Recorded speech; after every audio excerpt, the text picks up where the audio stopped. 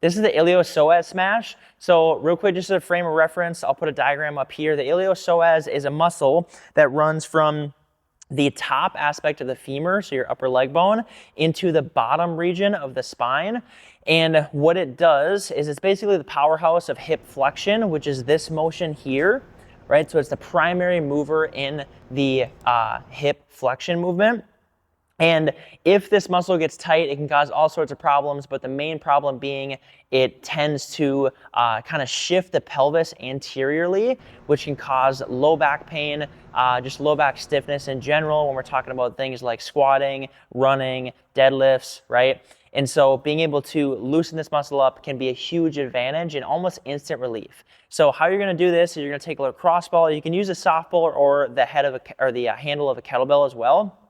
But what you're going to do to find the iliopsoas is there's what is called the ASIS, which is your anterior superior iliac spine, kind of wordy, but all that is you're going to find your hip bone. So your hip bone is obviously the bone that travels all the way from the back to the front, and you kind of feel it right on the side here. You're going to trail your finger along it until you feel like it ends, and that is the ASIS, right? So the anterior superior iliac spine.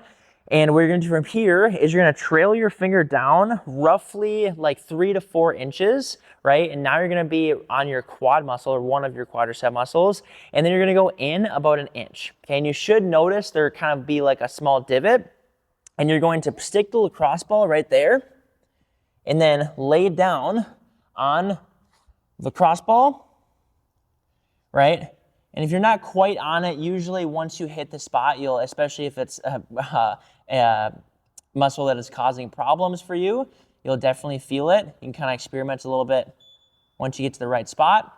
And then from here, right, my favorite way to do it is just kind of prop yourself up on your elbows, just like I'm doing here.